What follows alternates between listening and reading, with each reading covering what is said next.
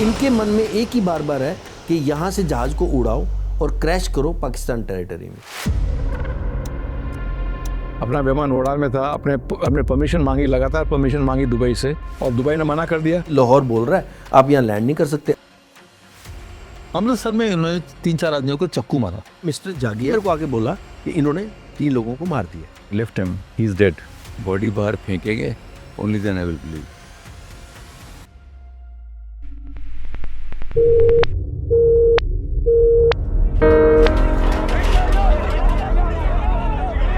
Whatever news we are getting, I feel the government of the day has to be responsible to us. Display तक ये ठीक नहीं कर सकते हैं तो Y2 के तो क्या करेंगे? अगर हमने आतंकवाद से लड़ना है तो कुर्बानी के बगैर तो हो ही नहीं सकता। कत्याल को जो चोट लगी गर्दन पर, उसके चलते उनकी मृत्यु, और वो कब हुई है ये पता नहीं है, क्योंकि हर यात्री को उन्होंने तनहा कर दिया। टेररिज्म से जब डील कर रहे हैं, कुछ तो कैजुअलिटी लेनी पड़ेगी।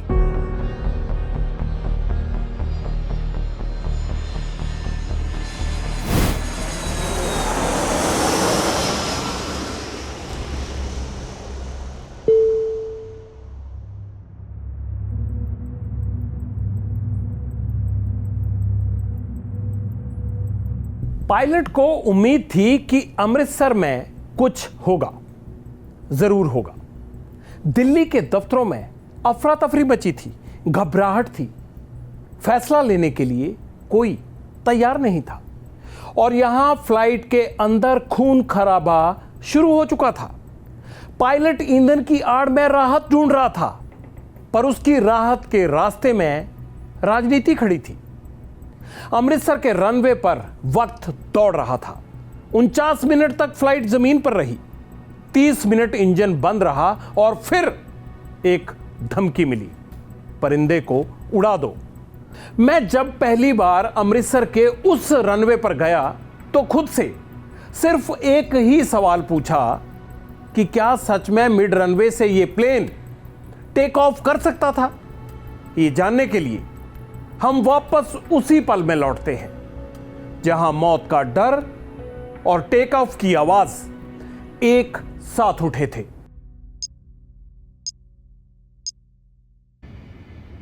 आधे घंटे के बाद हाईजैकर्स पूरे पैनिक में थे।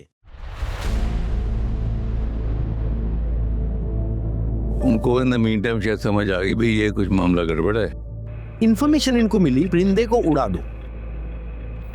एनएसजी की टीम को वहाँ से 45 मिनट्स 50 मिनट फ्लाइंग टाइम लगता है, और उन्होंने कहा कि यहाँ after landing they will take 2 hours to deploy. परिंदे को उड़ा दो मतलब जो भी इनकी इन्फॉर्मेशन थी कि आप अमृतसर से टेक ऑफ कर जाओ, बिकॉज ये इन्फॉर्मेशन उनको मिल चुकी थी अमृतसर में कि एक एयरक्राफ्ट एयरबस 320 कमांडोज लेके दिल्ली से चल चुका है। थोड़ी देर में एक मेरे साथ में आयल के क्रॉस एक आदमी खड़ा हुआ और उसने ऊपर वाले लगेज से अपना बैग निकालने की कोशिश करी, तो वो आदमी भागता हुआ आया और उसने उसके लात मारी सर पे। इनका काफ़ी मूवमेंट भी था इनके, जो क्योंकि यही लोग तो चल रहे थे ना एयरक्राफ्ट में, जिस ढंग से वो ठक ठक ठक ठक आवाज़ उनकी होती थी करने की एयरक्राफ्ट के फ्लोर पे, तो again it was not usual. तो इतने में वो उन्होंने लोगों को मारना शुरू कर दिया।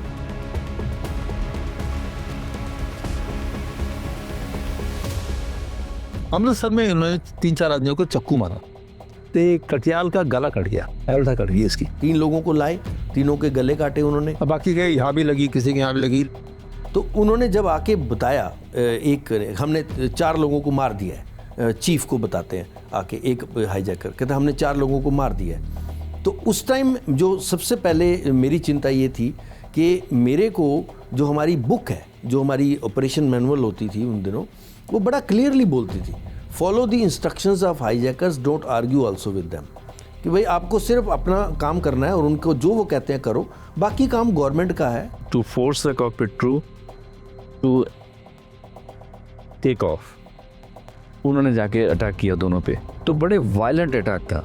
तो मैंने मिस्टर जागिया जो हमारे फ्लाइट इंजीनियर थे उनको मैंने बोला कि आप पीछे जाइए और देख के आइए कि इन्होंने क्या किया है। जब वो वापस आए तो वो काफ़ी शिवर कर रहे थे और उनके यहाँ पर भी उन्होंने खून वून लगा रखा था जिस चाकू से उन्होंने गले वाले काटे थे। उसने मेरे को आके बोला कि इन्होंने 3 लोगों को मार दिया। उस टाइम मैंने फिर ATC को बताया, इन्होंने लोगों को, पैसेंजर्स को मारना स्टार्ट कर दिया, bring the bowser in front of the aircraft. फिर भी मैं बार बार यही चिल्ला रहा हूँ। DIG was telling me, मुझे देवीशरण ने कहा है एक आदमी मार दिया। I said don't believe it. Body बाहर फेंकेंगे, only then I will believe. Till then I am not believing it. उसके बाद इन्होंने जो गन थी वो तो ऑलरेडी मेरे यहाँ रखी हुई थी, कभी जागिया के यहाँ रखी हुई थी, उल्टी गिनती स्टार्ट कर दी। कभी मेरे ऊपर चल रही थी गिनती, कभी मिस्टर जागिया के ऊपर चल रही थी। जब उन्होंने बोला 4 लोगों को और उठा लो मारने के लिए, अब ATC वाला कुछ कर नहीं रहा था। अब मैंने उस टाइम अपना फ्यूल कैलकुलेट शुरू करना किया। जैसे मैंने फ्यूल किया तो मैंने देखा मेरे पास 3-3.5 टन के करीब फ्यूल होता है, जबकि वाइड बॉडी के अंदर 3-3.5 टन फ्यूल कुछ नहीं होता। एयरक्राफ्ट में आवाज़ें आने लगी कैप्टन डीशन की, मैसेज PA सिस्टम पे, they want the aircraft turned 180 degree. इन्होंने मेरे को बोला कि आप इंजन स्टार्ट करो, इंजन स्टार्ट करो। मैंने इंजन भी स्टार्ट कर दिए उस टाइम, और वो स्टॉप गो हो रहा था। तो we knew there is some activity going on. I mean the conditions are highly abnormal. मेरा जो डायरेक्शन थी वो टुवर्ड्स रनवे 16 थी, और मैंने वहीं से अपना फिर पावर खोली। Suddenly the plane went into full power. कि वो बार बार कहते थे कि हमें कमांडो से नहीं मरना, हमें हेरोइक डेथ मरनी है। तो वो एक ही चीज़ पे कहता है, इस जहाज को उड़ाओ और क्रैश कर दो, फ्यूल नहीं है तो आप पाकिस्तान टेरिटरी में, पर आप इसको उड़ा दो यहाँ से। पूरा प्लेन जो है पत्ते की तरह हिल रहा था। जाइंट व्हील होता है, मतलब मेरे को तो ये लगता है कि वो भी इससे बेटर होता होगा। We felt that the aircraft took off rather suddenly. Plane was in the middle of the runway. Normally plane जो है रनवे के वन एंड से टेक ऑफ करता है, whatever the size of the plane, छोटा या बड़ा, just in case engine failure हो गए, there is enough space left for landing.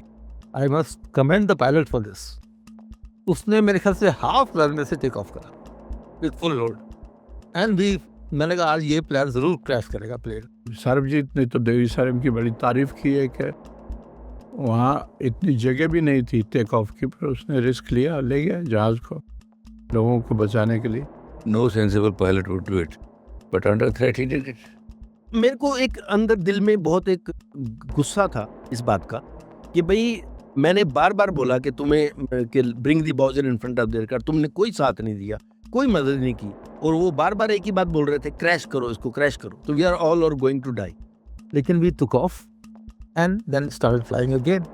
Jaspintar, your DIG on the spot, he told me, कहता sir हमने बाउजर मंगा लिया है।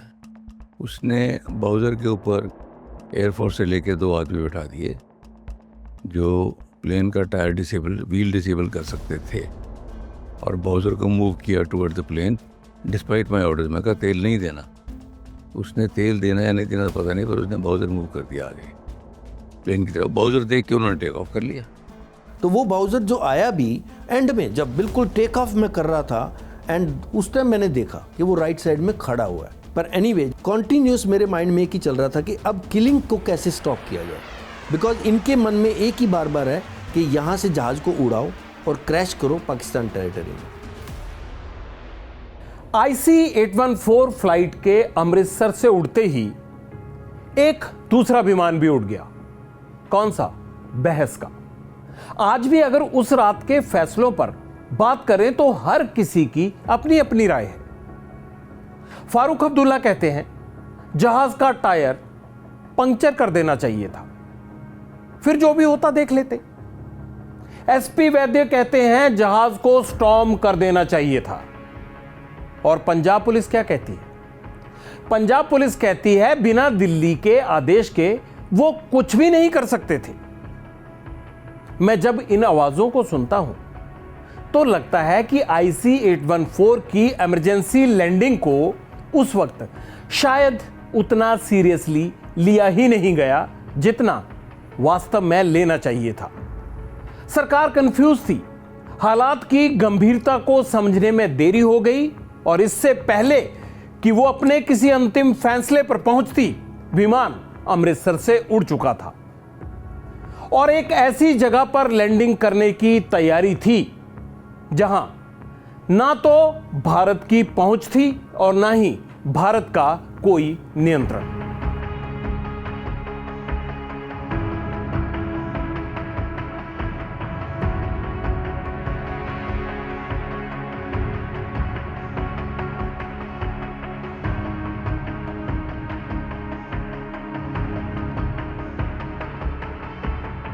कि अगर हमने आतंकवाद से लड़ना है तो कुर्बानी के बगैर तो हो ही नहीं सकता। Because you are dealing with राक्षस।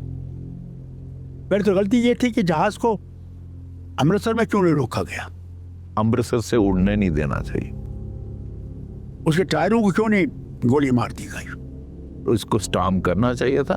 वट एवर कैजुअलिटी होती क्यों उसको वापस मुड़ने दिया। एटलीस्ट ये चीज नहीं होती जो हजारों की जिंदगियां गई। मैं कभी नहीं मानता। 2 4 5 को मार देता। मैं कुर्बानी देता मगर देश की इज्जत को गिराने की कोशिश नहीं करता। टेररिज्म से जब डील कर रहे हैं तो कुछ तो कैजुअलिटी लेनी पड़ेगी। उसी वक्त मैं फोन उठाता, उसे टायर को गोली मारो, बाद में देखा जाएगा। मेरा ये मानना है कि उस वक्त क्राइसिस मैनेजमेंट ग्रुप को ये फैसला करना चाहिए था कि स्टॉप, लेकिन जब तक पंजाब पुलिस के डीजीपी साहब को ये क्राइसिस मैनेजमेंट ग्रुप का अप्रूवल या गो हेड नहीं आए, वो नहीं कर सकते क्योंकि ये नेशनल मैटर है। And since I was also technically under the supervision of the crisis management group, so I was also bound to obey their orders. एक बार आपके कंट्रोल से चला गया, फिर आपके हाथ में नहीं, फिर वो दूसरों के हाथ। आपके कंट्री के अंदर जब तक था, फिर आप उसको अपनी मर्जी के हिसाब से डील कर सकते थे। भाई ये बताओ कि तुम को जब पता लग गया फ्लाइट ये कहाँ जा रही है, तुमको तो डायरेक्शन पता हो ना, तो हमको क्यों नहीं बताया तुमने पहले? And why were you not ready with a plan? After all you are the people involved as part of the central management group. आपने बताना था, you should have been ready with a plan.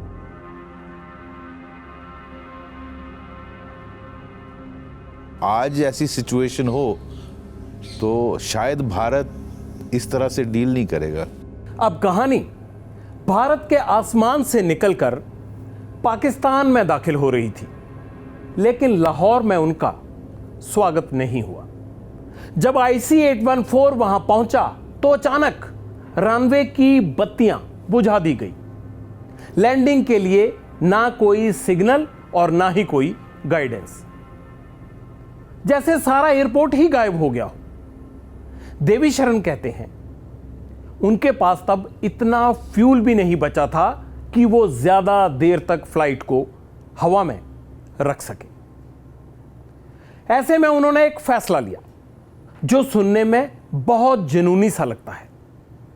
उन्होंने hijacker से कहा, आप विमान को crash करना चाहते हो ना, मैं अब इसे क्रैश करने जा रहा हूं। और इसके बाद जो कुछ हुआ वो एविएशन हिस्ट्री के सबसे ज्यादा नाटकीय पलों में से एक है।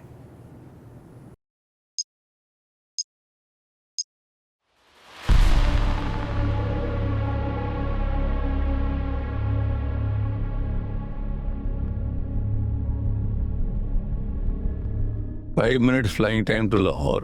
मैं लाहौर पहुंचा। लाहौर पहुंचते ही सबसे पहले तो मेरे को एंटर नहीं करने देते थे, तो मैं वहाँ पर थोड़ा 1-2 सर्कल लगाए मैंने रनवे के ऊपर। उतने कम फ्यूल के साथ उतरा। जब वहाँ उतरने लगा तो उन्होंने लाइट्स बंद कर दी।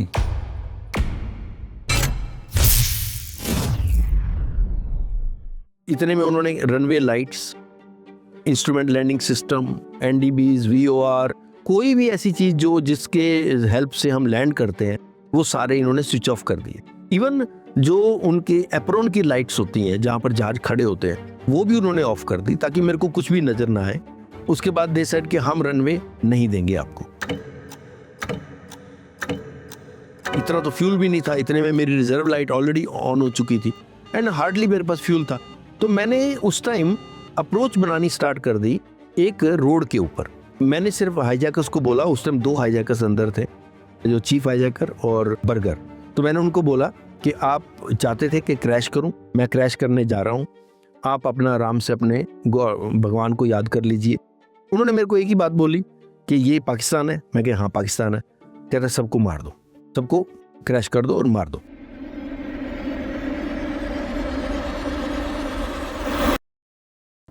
विमान जब लाहौर के ऊपर मजबूरन चक्कर लगा रहा था, दिल्ली में हजारों लोग टीवी स्क्रीन के सामने बैठे थे। हर घर में एक ही सवाल था, अब क्या होगा। क्रू मेंबर्स के रिश्तेदार रात भर फोन करते रहे। माएं रो रही थी, बच्चे पूछ रहे थे पापा कब आएंगे। यह सच है कि किसी भी संकट की असली आवाज कभी न्यूज स्टूडियो में नहीं होती। वो कहां होती है? वो होती है उन घरों में जहां फोन की घंटी बजने का इंतजार तो किया जाता है, लेकिन जब फोन आता है तो रिसीवर डर में उठाया जाता है।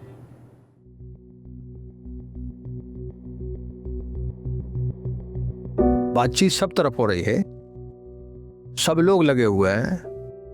विदेश मंत्री यशवंत सिंह, प्रधानमंत्री जी, सभी लोग, हम लोग यहाँ बैठे हुए हैं। यहाँ एग्जैक्ट इन्फॉर्मेशन हमें कहीं से नहीं मिल रही है, सिर्फ ये टीवी का यही सोर्स हमें नजर आता है। यहाँ पर भी अगर फोन करते हैं, कुछ करते हैं, तो वही न्यूज़ है कि हाँ जी, जो हमें पहले पता लग चुकी है वही रिपीट हो रही है यहाँ पर। हर रात आधे, जब 12 साढ़े 12 बज गए हो तो उनके बेडरूम में फ़ोन बजता था। किसी क्रू मेंबर की पत्नी प्रतिदिन, माने उस समय रात को फ़ोन करती थी, रोती थी, घंटा 1.5 घंटा चिल्लाती थी और फादर बैठे बैठे सुनते थे। पहले तो विश्वास ही नहीं हुआ, कुछ गलत न्यूज़ तो नहीं है, क्या है। पूरा दिन टीवी ऑन रहता था, अब क्या हो रहा है, अब क्या हो रहा। सुबह का जो टीवी ऑन करना होता, वो सबसे बड़ा डर था। बच्चों को तो पता ही था, बेटा 4 साल का था, बेटी को थोड़ा सा ये था, पूछते थे पापा नहीं आए, इतने लोग घर में क्यों आ रहे हैं। माताएं रो रही है, बहनें रो रही हैं, पत्नियां रो रही हैं। हमने घर पे उनका वेट किया, वो बहुत ही मुश्किल हो गया था मेरे लिए। फिर सोचती हूँ तो मुझे शिवरिंग होती है।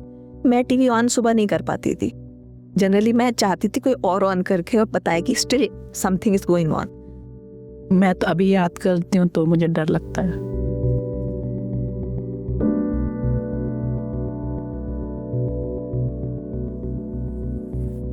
जब रनवे की लाइटें बंद थी और फ्यूल लगभग खत्म हो रहा था, देवी शरण ने एयरक्राफ्ट को नीचे उतारना शुरू कर दिया, लेकिन किसी रनवे पर नहीं, एक सड़क पर।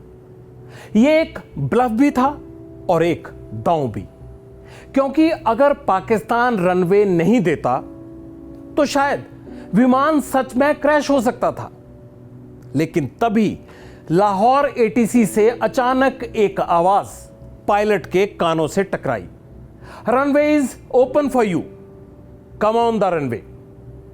उस रात लाहौर ने आखिरकार विमान को उतरने दिया, लेकिन कहानी यहीं खत्म नहीं होती, क्योंकि लैंडिंग के बाद भी यह कोई नहीं जानता था कि पाकिस्तान में उतरने के बाद आगे उनके साथ क्या होगा।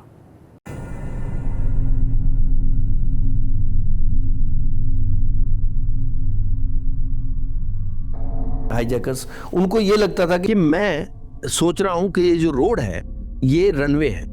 अब मैं इतनी बात उसको बता नहीं पा रहा था, क्योंकि जो एयरबस 300 की कॉकपिट होती है बड़ी होती है काफ़ी, पर मेरे माइंड में एक बड़ी क्लियर थी बात कि ये बंदा जो एटीसी वाला है, इससे मेरी डायरेक्शन, उससे मेरी हाइट, सारा कुछ उसको पता लग रहा था।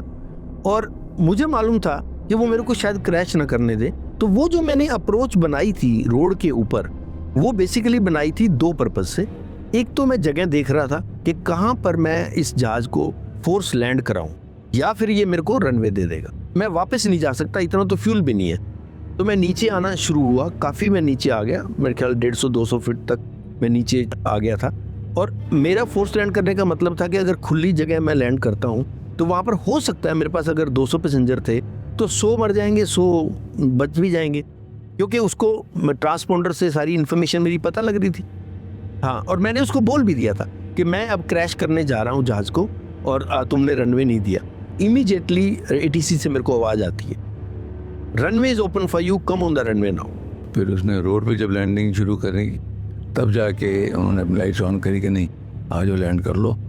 तो ये तो उसकी हिम्मत है और उसकी स्किल है। रोड के ऊपर तो मैं कभी क्रैश लैंड करना चाह ही नहीं रहा था, बिकॉज मुझे को मालूम था कि वहाँ बहुत नुकसान होता।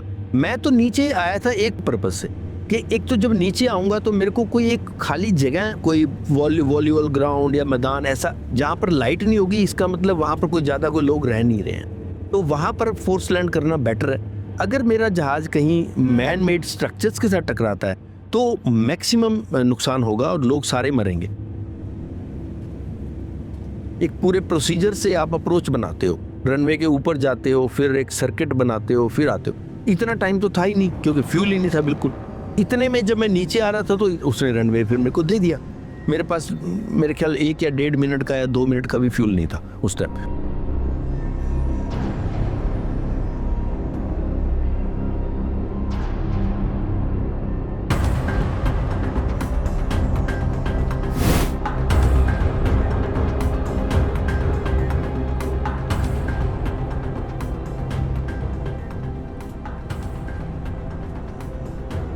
लाहौर में उतरने के बाद हाईजैकर्स अचानक बहुत सावधान हो गए।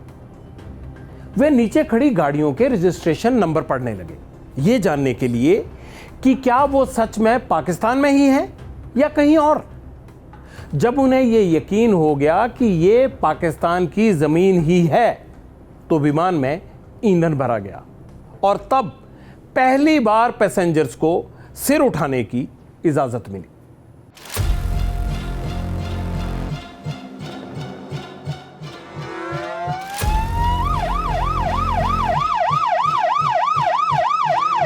लैंड करने के बाद उन्होंने जब गाड़ियाँ उनकी नीचे घूम रही थी रिफ्यूलिंग करने वालों की, उनके इन्होंने नंबर वगैरह जरूर पढ़े कि पाकिस्तान के नंबर हैं कि नहीं, कि कहीं और तो नहीं लैंड कर गए या समथिंग।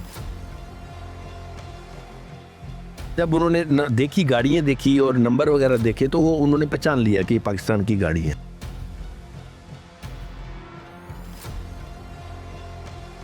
अभी तो हमें कुछ नहीं मालूम। लाहौर में शायद फ्यूल दिया इनको।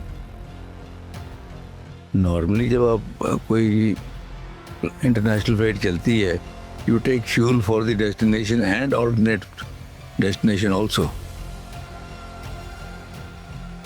तो उन्होंने थोड़ा सा लोगों को अलाउ कर दिया था to keep their heads up.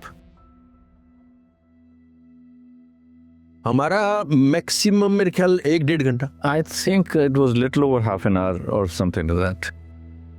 वहाँ से हमने कोई 40 टन के आसपास लिया था और नॉर्मली रिफ्यूलिंग 40 टन आधे घंटे में हो जाती है, कोई दिक्कत नहीं।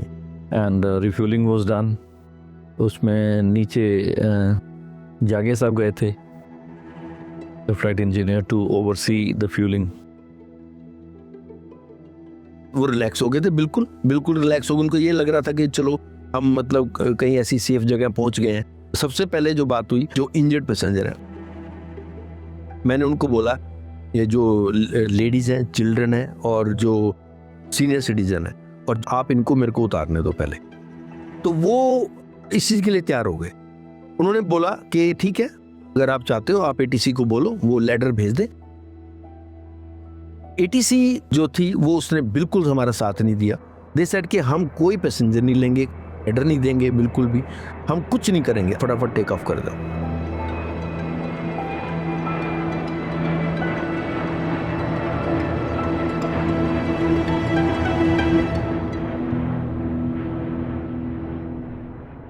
हाईजैक की इस हकीकत में एक रहस्यमयी किरदार भी है। कुछ लोग कहते हैं कि विमान के अंदर भारतीय खुफिया एजेंसी का एक अधिकारी भी मौजूद था। कुछ लोग उसे वीआईपी समझते रहे, कुछ को उसने खुद ही बताया कि मैं इंटेलिजेंस से हूं। अगर ऐसा था तो सवाल यहां यह उठता है कि क्या विमान के अंदर से कोई रेजिस्टेंस हो सकता था, या हालात इतने बेकाबू हो गए थे कि कोई कुछ कर ही नहीं सकता था। इस सवाल का जवाब शायद कभी पूरी तरह से नहीं मिलेगा। लेकिन इसी बीच उस समय विमान पाकिस्तान छोड़ने वाला था और अगला पड़ाव कहां होगा यह तय होना अभी बाकी था। कोई कहते जी कोई रॉ का आदमी था, तो कोई कहते कोई वीआईपी था। आपको ये खबर कैसे मिली कि शशि भूषण तोमर उसमें हैं। इमीडिएटली मिल गई थी कि तोमर है उसमें। काठमांडू से मिल गई थी शायद कि इस जहाज में तोमर भी है। उसने मेरे को बोला मैं इंडियन इंटेलिजेंस से हूँ और आप बिल्कुल इसको किसी को मत बताना। Mister Bhatt very polish gentleman, corporate के बड़े ऊंचे पोजीशन पे, उन्होंने मेरे को कहा mister Sharma your crew is discriminating, you are not taking care of me और समथिंग लाइक दैट। तो मैंने उनको बोला, मैंने कहा सर ये कोई बॉम्बे दिल्ली फ्लाइट नहीं है कि आप कंप्लेन कर रहे हैं और हम we can find a solution, we are in very unusual circumstances. उसके बाद जब शांत हो गए, then I went across to him and I told him, मैंने कहा sir I apologise, it was not like that. कहता है नहीं नो आई आल्सो अपोलोजाइज। तो उनके साथ जो बैठे थे वो तोमर साहब थे। मेरा कंसर्न इतना तो नहीं था जितना मैं समझता हूँ इनके का था, इनके सिंह का। भाई उसका ब्रदर इन लॉ था, कहीं वो ना मारा जाए। नेचुरली कंसर्न था कि हमारा अफसर फंसा हुआ है, ठीक रहे, अच्छी तरह से निकला है, जैसे भी होता है शूट आउट हो, चाहे नेगोशिएशन हो, चाहे जो हुआ अंत में वो हो। Then he said, Anil, I want to tell you that I am so and so, or they might be on the lookout for me, but please advise everybody not to share with them. भाई गलती से कोई आपके यहाँ कोई भाई list दिखाएं या कुछ करें तो don't identify me. But I can imagine his fear because अगर ज़रा भी उनको पता पड़ता तो बहुत मुश्किल हो जाती। कई जगह हम कुछ और कर सकते थे, नहीं हुआ। विमान में कोई था नहीं जिसने कुछ करा, जबकि इंटेलिजेंस के अधिकारी बैठे थे विमान में, आर्मी का ऑफिसर बैठा था विमान में, और उस समय क्या हथियार था हाईजैकर के पास।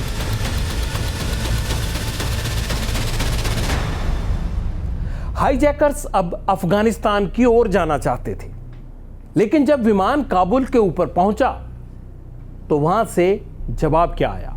जवाब आया रनवे इज बॉम्बार्डेड। अब उनके सामने एक नई दिक्कत थी, जाएं तो जाएं कहां? कभी लाहौर की बात होती तो कभी किसी फ्रेंडली नेशन की, और फिर एक नया नाम सामने आया, दुबई। देवीशरण कहते हैं कि उन्हें लगा शायद अब कोई रास्ता निकल आएगा, लेकिन दुबई भी इस संकट में सिर्फ पड़ाव ही बन पाया, इसका अंत नहीं।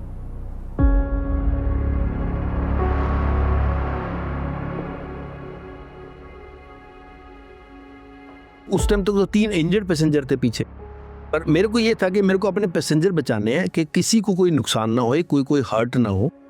काबुल के ऊपर जब हम जाते हैं तो काबुल ने बोला कि this aircraft can not land here Airbus 300, क्योंकि उनका जो रनवे था वो टोटली बम्बार्डेड था और टैक्सी ट्रैक के ऊपर उनके जहाज लैंड करते थे, और कहते हैं Airbus 300 can not land because wide body aircraft है। तो फिर हमारे लिए एक बड़ी खुशी की बात थी, इतने में जब उन्होंने बोला कि Kandahar is open for you, ये बात चीज़ बोली उन्होंने, पर ये चीज़ हमने किसी भी तरीके से उनको नहीं सुनने दी, हाईजैकर्स को। ये somehow मतलब जो ये बात हो रही थी उनसे, तो या तो बीच में हम बोल पड़े कुछ ऐसा कि ये वर्ड उनको नहीं सुना, Kandahar is open for you. तो हमारे लिए बड़ा अच्छा था कि भाई ठीक है, अब Kandahar is not open for us, तो मतलब ये चीज़ उनको नहीं सुनाई दी। तो हमने एक ही बात उनको बोली कि देखो जी लाहौर बोल रहा है, आप यहाँ लैंड नहीं कर सकते, अब बोलो क्या करना है। तो फिर हम ऐसे कंट्रीज़ की बात करते थे जो फ्रेंडली कंट्री थे। फाइनली कुल मिला के जो उनके साथ डिस्कशन होने के बाद हमने बोला कि दुबई ले चलते हैं। तो जैसे ही वो दुबई के लिए माने तो हमें बड़ा अच्छा लगा। मैं कहा भाई दुबई में तो जाके 100% कुछ ना कुछ हो ही जाएगा। तो फिर हम दुबई के लिए निकल गए।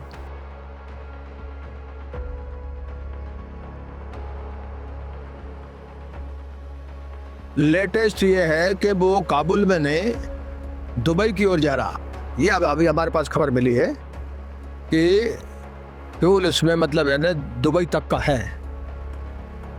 दुबई का ऑप्शन था क्योंकि दुबई उस हिसाब से आप देखें ना तो वहाँ ISI का राज, ना वहाँ मिलिट्री का राज, पाकिस्तान मिलिट्री का राज, ना दुबई कंधार है जहाँ तालिबान का राज है।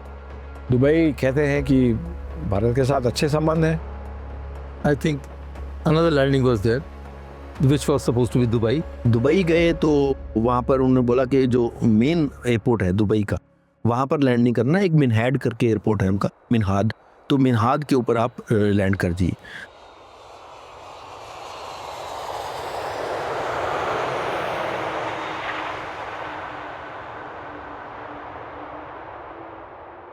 दुबई पहुंचने से पहले तक एक उम्मीद थी कि शायद घायल पैसेंजर बच जाएंगे, लेकिन अल मिनाद में लैंडिंग के बाद एक सच्चाई सबके सामने आ गई। रूपन कत्याल अब जिंदा नहीं थे। उनका शव विमान से उतार दिया गया और साथ में महिलाएं, बच्चे और बुजुर्गों को भी। बाकी फ्लाइट के अंदर पैसेंजर्स और क्रू मेंबर रह गए और विमान एक बार फिर उड़ने के लिए तैयार था।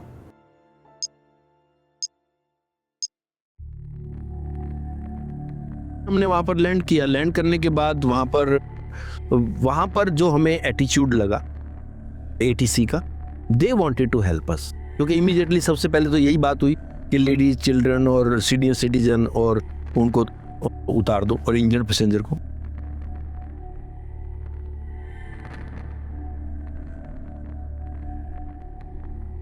मेरे को जिसकी ड्रेसिंग करने ले रही थी बाद में पता चला रुपिन था, उसको भी इन्होंने कंबल से ढक रखा था। सर हम जे क्लास में गए तो वो रिपन एक सीट पे लुढ़ के पड़े थे। रुपिन बिजनेस क्लास में इस तरफ थे, बीच की कहीं सीट पर, सतनाम शायद इस तरफ था। तब ये जैसे रिपन यहाँ बैठे तो यहाँ पे सतनाम सिंह जो दूसरे पैसेंजर थे वो बैठे थे। सतनाम को भी इन्होंने की थी शायद स्टेबिश, जिनको अटैक किया था। स्टेप भी थी मेरे को लगता है 2-4 इंच की, इस तरफ 2-3। वो कह रहे थे वो ये बड़ा दर्द हो रहा है, ऐसे करके कराहने की आवाजें थी उनकी। ब्लीडिंग बनी थी काफी।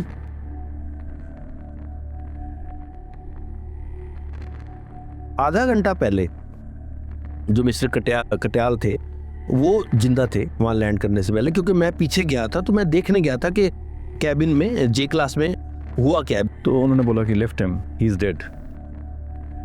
तो मैंने और सतीश ने उनको उठाने की कोशिश करी तो we couldn't lift him up. तो उस टाइम ही could see in my eyes, मैं देखा उसको। दिमाग उस वक्त रियली एक बहुत ही डर का माहौल बना हुआ था।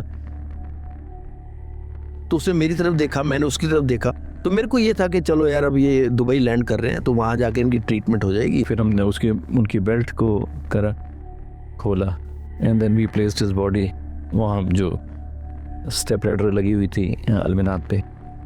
तो तब शुरू हुआ सिंक होना कि ये मामला काफ़ी गंभीर है।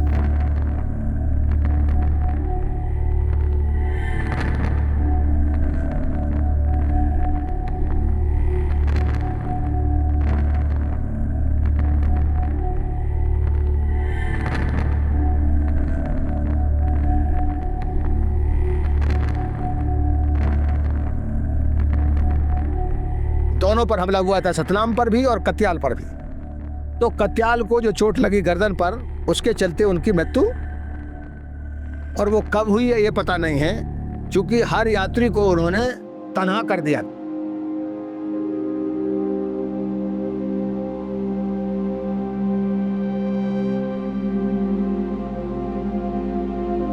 थर्ड लैंडिंग जो हुई तो दरवाजा भी खुला, कुछ इसको बच्चों को मेरे आगे ले गए, कुछ लेडीज को और को भी ले गए। तो मेरी देवरानी को उतार रहे थे, मैंने कहा बेटी को कि तू भी चली जा। थोड़ी देर तो गई, तब कनिका वापस आ गई थी बेटी ना मेरी, कि नहीं मैं नहीं जाऊंगी, मैं तो आपके साथ ही मरूंगी।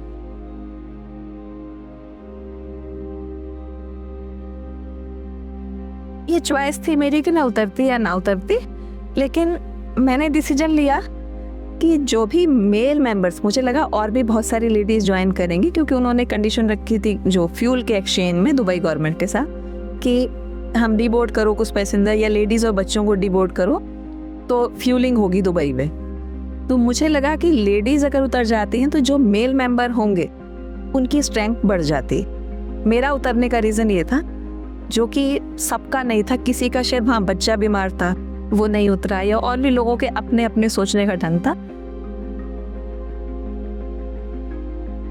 उतार रहे थे वो, तो मैंने उसको रिक्वेस्ट किया, भाई मेरे को भी जाने दे, ये बच्चे मेरे छोटे छोटे हैं। कि बेटी मेरी कितने 20 महीने की थी और बेटा मेरा 4-5 साल का था।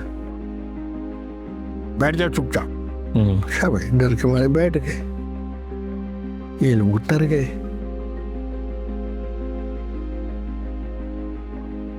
ये बात सही है कि उनको डर तो था, वो बहुत ज्यादा एकदम केयरफुल थे अबाउट दिस। और जैसे ही दरवाजा खुला और फटाफट उन्होंने पैसेंजर उतारे और जैसे डेड बॉडी उन्होंने बाहर इसके लैडर के ऊपर रखी, तो वो डर ही था उनका कि भी जैसे ही हम दरवाजा खोलेंगे कोई अंदर ना आ जाए और सारा। तो उन्होंने ये पूरी एकदम मतलब केयरफुल थे वो, कोई भी लैडर के आसपास नहीं होना चाहिए जब दरवाजा खुला था, तो वो केयरफुल थे अबाउट दिस।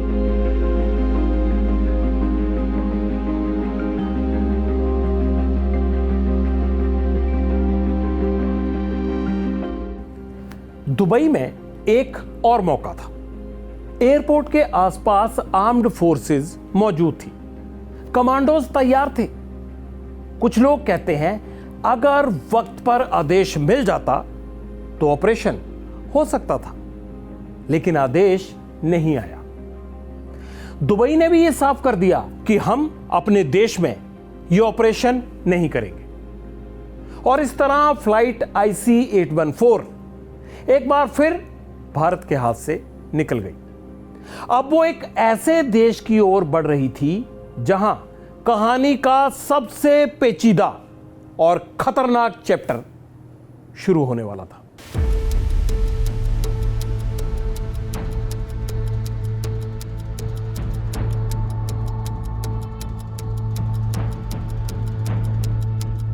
जब आबू धाबी उतरा या दुबई जहाँ भी था, तब अडवाणी जी CMG में आए थे। उस टाइम मुझे याद आ रहा है क्योंकि हमारी उनके साथ गुफ्तगू हो रही थी, ये वाले साथ। अब अडवाणी भी वहाँ थे। उन्होंने कहा कौन बात करे रहा था, मैं कहा कर लेंगे बात, कोई कर लेते। उनके फोर्सेस रेडी थे, जो मैंने देखा वो एयरक्राफ्ट के आसपास भी थे और वो देवर फुल्ली रेडी। अगर कोई भी उनको ऑर्डर मिलता तो शायद वो उस टाइम स्टॉर्म कर जाते। विमान दुबई इंटरनेशनल एयरपोर्ट पे थोड़ी गया था। दुबई तो हाँ, तो वो तो मिलिट्री एयरबेस है ना, वो तो उनके कंट्रोल में ही था। तो मेरे को कहीं ना कहीं लगता है कि शायद वो एक ऑर्डर्स का इंतजार कर रहे थे फ्रॉम, या तो हो सकता है वो हमारी गवर्नमेंट का ऑर्डर का इंतजार कर रहे हो या उनकी अपना कुछ सिस्टम हो। तो पहले नेगोशिएशन चल रही थी इनकी, जो दुबई एविएशन के लोग थे या जो भी involve, they wanted a resolution. तो दुबई ने मना करा। उनके जो एयर चीफ थे, जो शायद आज ही वही हैं उनके अमीर, उन्होंने स्पष्ट मना करा।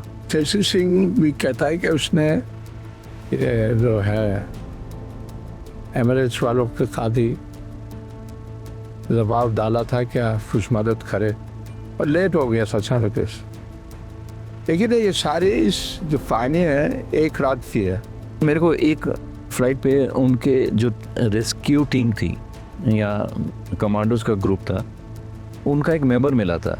वो उसने बोला कि we were ready to attack the aircraft and release, get you people release, पर we didn't get the right permission. उस टाइम एयरपोर्ट पे ATC में आई थिंक जो प्रिंस थे उस टाइम वहाँ के दुबई के UAE के, वो खुद आए हुए थे वहाँ पर। हमने कहा था कि जो भी हमारी मदद आप कर सकते हैं आप करें। उन्होंने कहा जो हम कर सकते थे कर दिए। उनकी सिक्योरिटी फोर्सेस दिख रही थी, आराम से पास थे। मतलब आप कह सकते हो मैक्सिमम 50 मीटर से 50-100 कितने आदमी अंदाजन होंगे। मैं 20 से 25 तो मैं कह सकता हूँ। अगर अच्छे रिश्ते थे तो वो ऑपरेशन कर देते, हमारे लिए कर देते, हमें करने देते। अगर उनके पास स्पेशल फोर्सेस ने घेर रखा है प्लेन को, तो उसका मतलब वहाँ वो तो रेडी है ऑपरेशन करने के लिए। मिलिट्री एयरबेस है, सब वेरबदौल वहाँ पड़ा है, सब क्षमता है उनके पास। हम दुबई से ये चाहते थे कि जो हम अमृतसर में नहीं कर सके वो दुबई वाले कर दे, तो उन्होंने नेचुरली उन्होंने कहा हम क्यों करेंगे, आप यहाँ से फुटो, चलो आगे चलो।